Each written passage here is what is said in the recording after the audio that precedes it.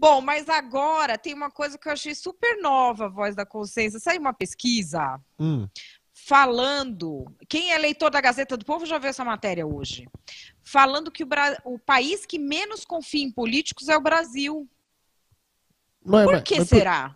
Por que isso é tudo tão certinho, tão bonitinho, né? Tão aprumadinho?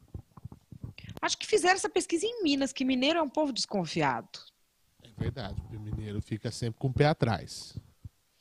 Então eu não entendi direito, porque afinal não tem motivo nenhum para isso, mas quem vai explicar para a gente é o Olavo Soares, lá em Brasília. Olavo, boa tarde.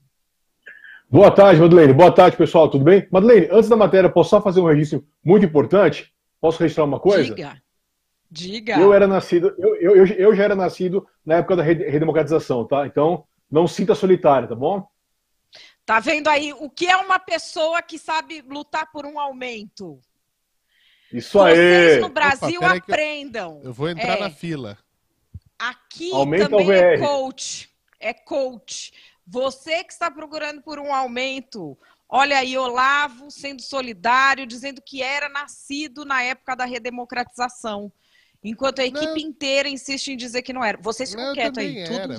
Foi só uma piada. Ah, bom. Ah, bom. Graças a Deus. Pronto, Olavo. Vamos lá então. Então, como vocês já falaram, Madeleine, o Brasil é o país que menos confia em políticos no mundo. Esse dado é de uma pesquisa feita pelo Fórum Econômico Mundial, que foi divulgado na reportagem Por que o Brasil é o país do mundo que menos confia nos políticos, publicada pela Ellen Mendes na Gazeta na noite de ontem. Esse estudo avaliou 137 países e o dado sobre a confiança foi medido com uma pergunta, na seguinte pergunta: no seu país, como você avalia os padrões éticos dos políticos? Os entrevistados tinham que responder com notas, né, notas que variavam de 1, em que eles identificavam que os padrões dos políticos eram extremamente baixos, os padrões éticos, até 7, dizendo que esses padrões éticos eram extremamente altos.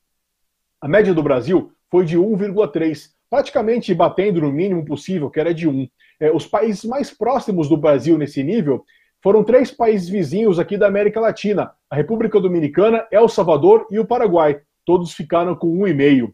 Nós fomos, então, consultar os políticos, ver com eles, né, eles estão no dia a dia da política, eles que são os alvos dessas críticas, como eles receberam esses dados. Vamos começar com a opinião de 2 parlamentares, a deputada federal Flávia Moraes, do PDT de Goiás, e a senadora Lídice da Mata, do PSB da Bahia.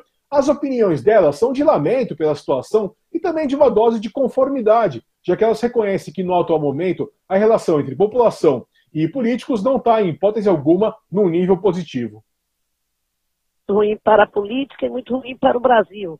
Eu não conheço solução na sociedade democrática que não seja com a política.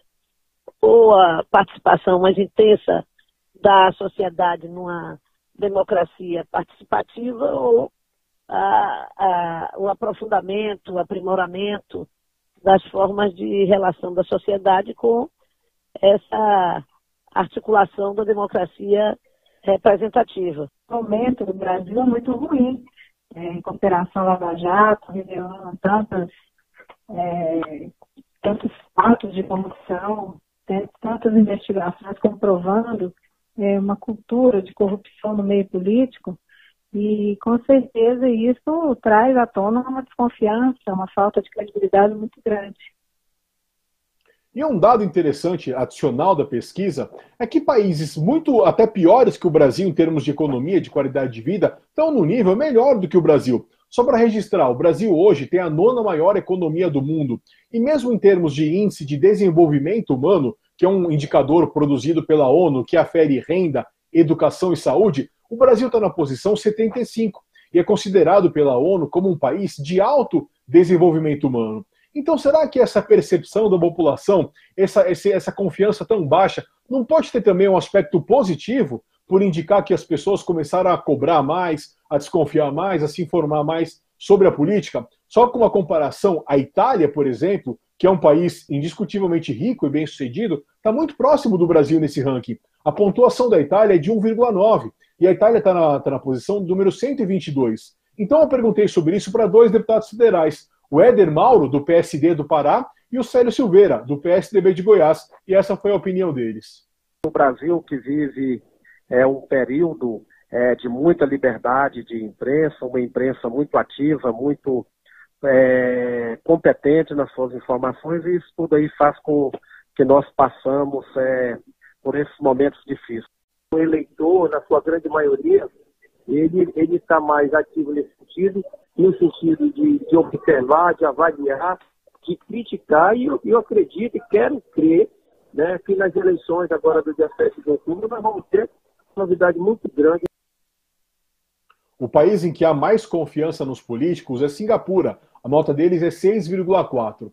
O segundo lugar é também de um país asiático, os Emirados Árabes Unidos, que ficaram com 6,3. E a terceira posição é da Nova Zelândia, de nota 6,1. O país da América do Sul, do nosso continente mais bem posicionado, é o Uruguai, nosso vizinho do Sul, que ficou com nota 4,4 na 28ª colocação. Esse estudo sobre a confiança das pessoas nos políticos é parte de um levantamento maior feito pelo Fórum Econômico Mundial, que mediu o nível de competitividade dos países.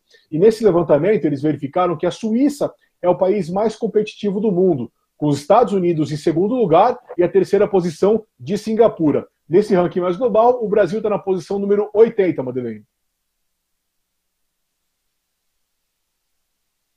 Isso nossa, agora abri o microfone, que é uma coisa que eu aprendi agora, eu estou fazendo teste ainda para essa coisa de programa ao vivo.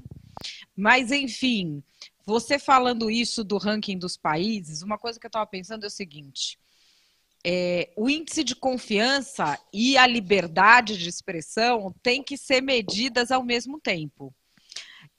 E são análises muito mais profundas do que simplesmente presta ou não presta.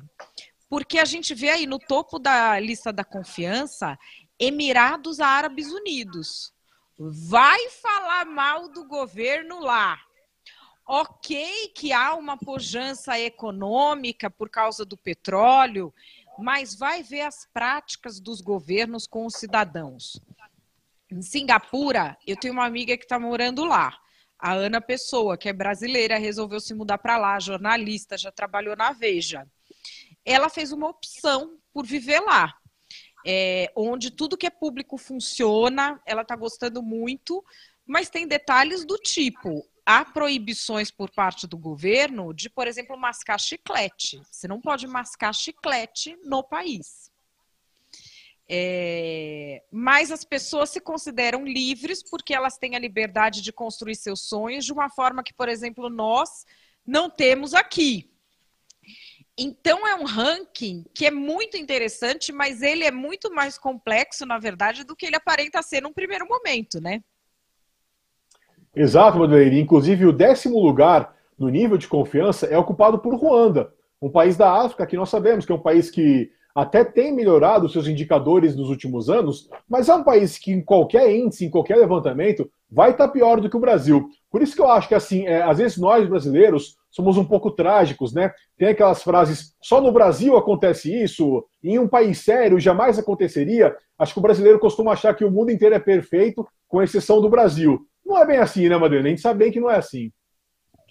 E, na verdade, esses comentários vêm muito também de pessoas que nada fazem para melhorar o Brasil, né, Brasil? Então, eu acho que o pessimismo se justifica, porque ninguém gosta do que está vendo na política, mas se a gente olhar bem ali no ranking, tem gente que ainda não caiu a ficha, né?